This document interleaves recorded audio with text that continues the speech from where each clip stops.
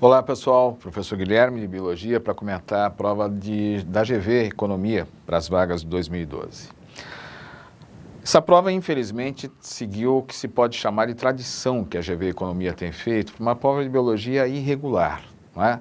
Uma prova que acaba inserindo questões que ou exigem um nível de conhecimento acima do que a gente pode imaginar para um aluno de ensino médio, ou questões erradas, não é? O que é pior ainda. Questões que não têm alternativas corretas, que são imprecisas. Nós vamos ver alguns exemplos disso, infelizmente, nessa prova. Tá? Então vamos comentar questão por questão. Questão 31. Processo de seleção natural diretamente responsável pela evolução de espécies, em alguns casos pela interdependência de suas relações. Em uma relação ecológica interespecífica, harmônica e obrigatória, podemos perceber que ao longo das gerações esse processo atua. Se você vê as alternativas, a única que contém uma questão harmônica, interespecífica e obrigatória é a alternativa E. Fala da digestão de celulose por bactérias e na capacidade de ruminação por parte dos bovinos. Os ruminantes são aqueles que têm colônias e micro-organismos no seu estômago que permitem a digestão de celulose. Ok? Essa estava adequada. Próxima questão. Tá aí. Começa aí as questões problemáticas. Fala sobre anemia ferropriva e uma tradição que se tem de se colocar um objeto de ferro metálico, um prego, por exemplo, de ferro, na panela onde se está cozinhando os alimentos, na intenção de que esse ferro liberado no alimento sirva então como complemento alimentar para pessoas que têm anemia. Ora, isso é problemático, isso na verdade é um desses mitos populares. Por quê? Porque o ferro no caráter metálico, a forma como ele se encontra ali no metal é o ferro zero. Esse ferro zero não é bem absorvido e não pode ser utilizado na confecção da hemoglobina, que é o pigmento das hemácias, responsável pela distribuição de oxigênio, pelo transporte de oxigênio.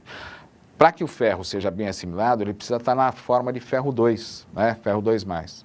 Então, essa estratégia de se colocar o ferro daria certo se houvesse, juntamente na dieta, um elemento oxidante, por exemplo, ácido ascórbico, vitamina C, que vai oxidar o ferro metálico para ferro 2+. E aí sim, a coisa dá certo. Ora, se a gente olhar a alternativa C, por exemplo, diz que é inválida, ok? Pois o prego, durante o cozimento, libera pequenas quantidades de ferro e o organismo apresenta reduzida absorção do elemento liberado. Errado. Não é um problema de quantidade, é um problema da qualidade do ferro liberado. Por exemplo, a alternativa B fala válida, pois o prego durante o cozimento libera pequenas quantidades de ferro, mas o organismo apresenta elevada absorção do elemento liberado. Também está errado. Ou seja, a rigor, não se encontra nenhuma alternativa correta.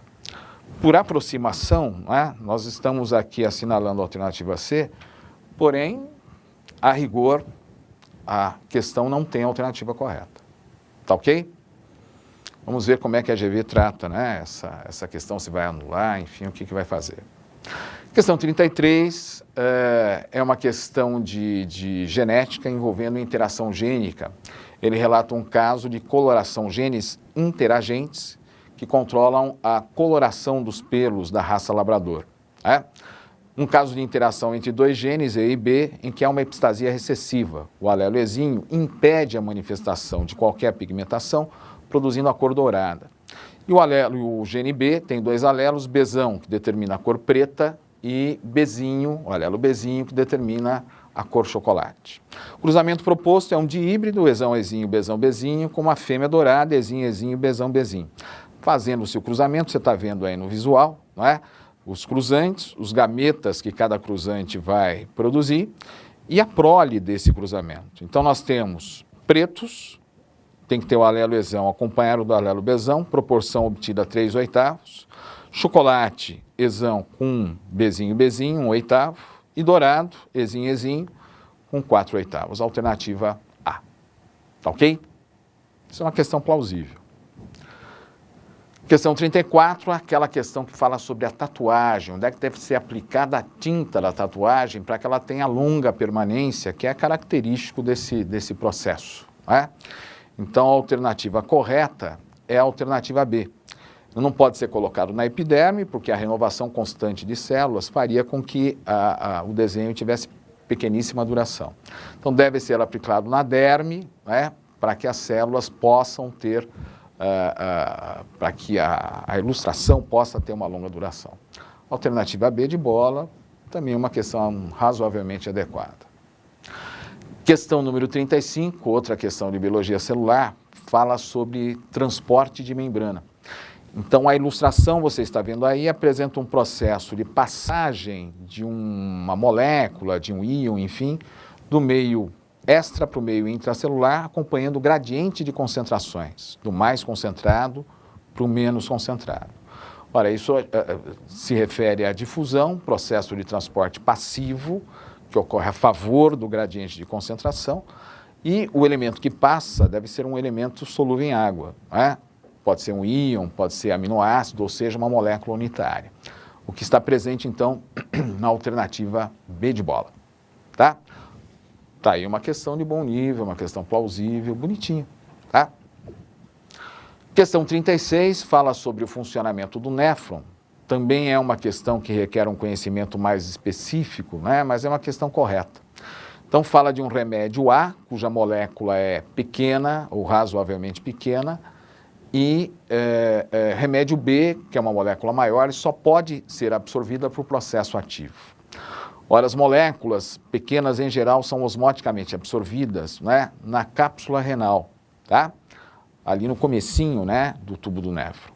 Enquanto que as moléculas absorvidas ativamente são absorvidas no final do tubo renal, no chamado tubo contorcido distal, tá? E essa é a alternativa D de dado, ok? Questão 37 inicia uma questão, uma sequência de 3 questões que falam sobre melhoramento genético, tá? Que é o processo segundo o qual o homem faz seleção, né, sobre espécies de plantas e animais que são de interesse e seleciona fenótipos, né, que são de interesse porque são aqueles que apresentam maior rentabilidade, maior produtividade, maior resistência a doenças, melhor adaptabilidade a condições específicas de clima, enfim. Isso é o chamado melhoramento genético. A forma clássica se faz através de cruzamento, seleção de indivíduos que apresentem os fenótipos que são de interesse e obtenção de indivíduos que sejam homozigotos para essa condição de interesse. Assim, você cruza homozigotos com homozigotos e obtém 100% de homozigoses. Na questão 37 está aplicado a couve, né, com as suas diferentes variedades, couve, brócolis, couve de Bruxelas, repolho, couve-flor, são todas variedades de uma mesma espécie. E o processo, né, através do qual se obtém essas variedades é a seleção artificial promovida pelo homem, o que gerou variedade dentro dessa espécie. Alternativa A, ok? A questão 38... Espera um pouquinho, questão 38. Cruzamentos autogâmicos sucessivos correspondem a métodos de melhoramento genético, pois propiciam dentro da população selecionada. Autogamia é a autofecundação. Quando o indivíduo é hermafrodita, né, se reproduz com ele mesmo, troca gametas com ele mesmo, né? Então, quando você faz esse processo de autogamia, você quer, na verdade, apurar nas sucessivas gerações, né, os fenótipos que são de interesse. Como é que você consegue isso? Apurando as homozigoses, né? O que está na alternativa D de dado. Fixação de características homozigóticas dominantes ou recessivas. Tanto faz, o importante é que seja a condição homozigótica, tá? A questão 39, ele dá uma tabela, a tabela está aqui, ó. E essa tabela, ele faz uma descrição, né? A partir da autogamia do parental heterozigoto, ele consegue uma F1 quando você cruza 2 heterozigotos, as classes genotípicas que aparecem são 3. Homozigoto dominante, homozigoto recessivo e heterozigoto. Como está aqui na tabelinha F1. Aí ele faz o quê? Faz autogamia com esses indivíduos. Azão cruza com azão. Azinho com azinho. E azão com ele mesmo. Obtém-se, então, uma F1 com uma F1... na F1 você tem 50% de homozigose. Obtém-se, então, uma F2 em que ele relata, quer ver? 75% de homozigose, tá? Se você experimentar fazer uma F3, você vai obter 87,5% de homozigose. Então, a cada geração, você vai aumentando a frequência de homozigotos, o que é bom, é o que você deseja, mas a cada geração esse aumento se dá em menor parcela, né? Em menor proporção, ok?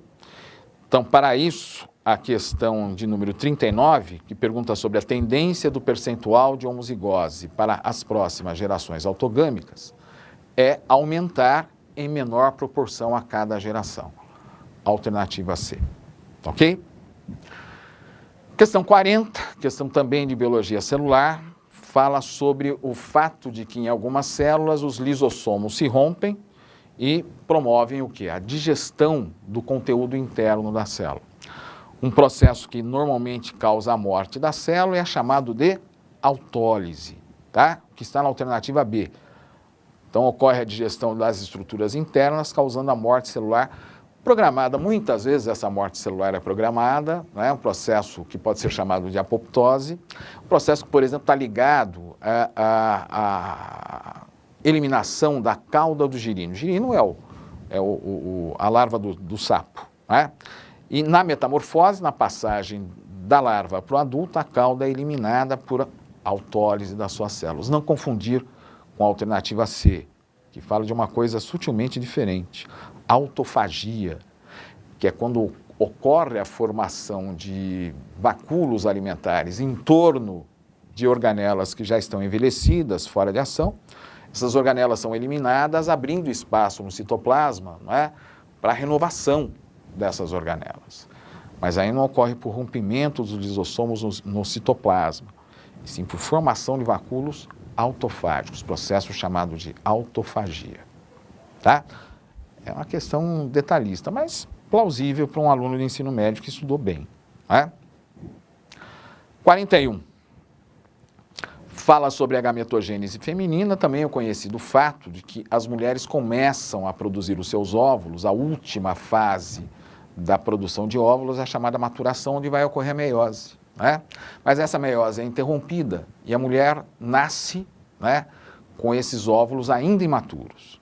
E essa maturação vai se processando no decorrer do seu período fértil, no decorrer dos períodos de ovulação.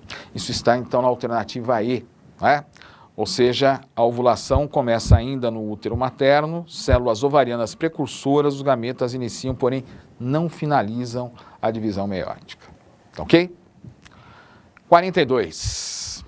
Outra questão problemática, tá? Mais por imprecisão do que se tem nas alternativas. Então ele fala da construção do rodoanel na região metropolitana de São Paulo, e como o rodoanel acabou passando por meio de reservas florestais da Mata Atlântica, né, da reserva da Mata Atlântica da Serra do Mar, e fragmentou fragmentos já existentes previamente em fragmentos menores. Tá? Coloca algumas alternativas. Veja o que diz a alternativa B. O aumento do perímetro da borda delimitante do fragmento.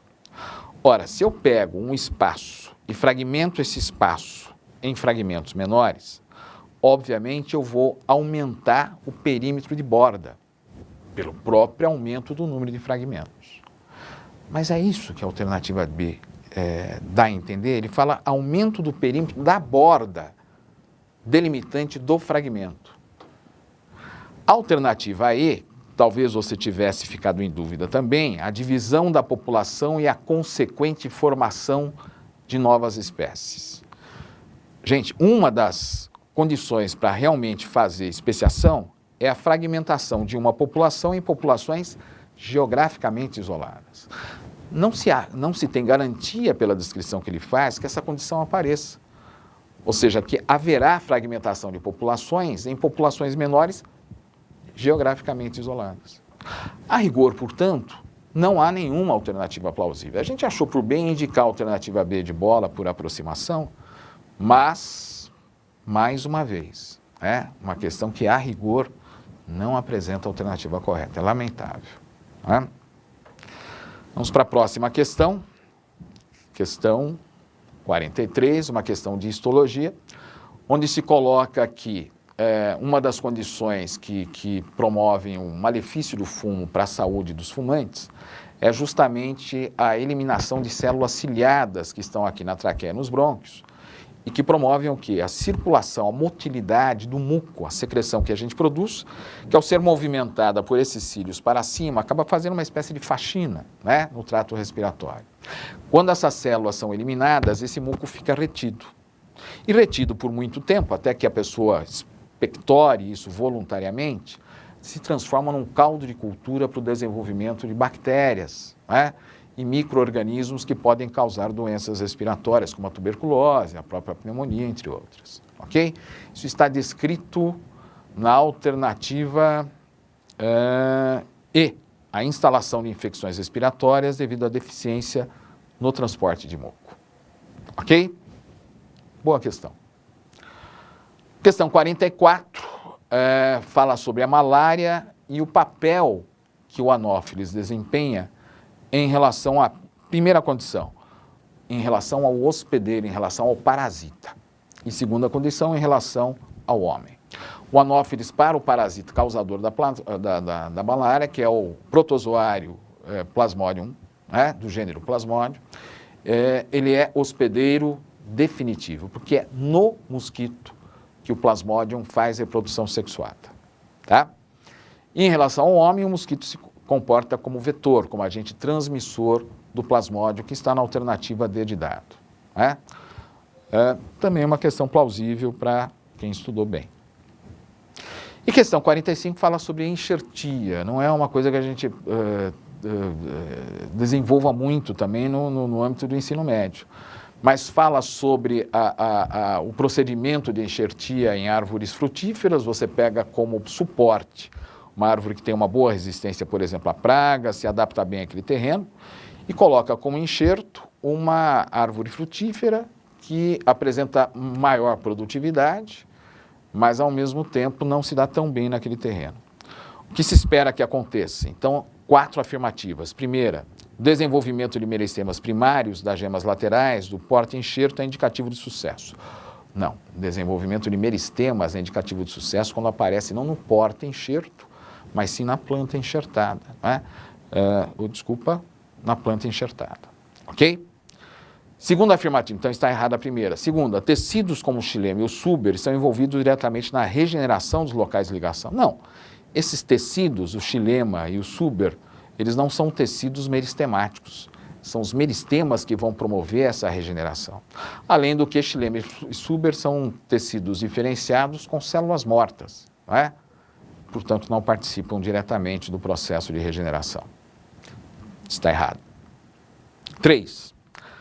Tal técnica é possível devido à diferenciação dos meristemas secundários, o enxerto e porta-enxerto. Certo? Regeneração, meristemas, no caso secundários, que vão recompor as células daquela região. Os meristemas funcionam, portanto, como as células-tronco, né, dos vegetais. Então, está correta a terceira afirmativa. E a quarta, durante a cicatrização, não há qualquer mistura de conteúdos celulares entre o enxerto e o porta-enxerto, certo? As células podem se misturar, mas os conteúdos celulares não se misturam, tá? Há barreiras seletivas entre as células que não permitem esse misturar de conteúdos. Portanto, 3 e 4 estão corretas, a alternativa C. Bom, gente, esperamos que, apesar da dificuldade que foi essa prova, que você tenha se saído bem o suficiente para, enfim, conquistar a sua vaga. Tá ok? Um abraço, até mais.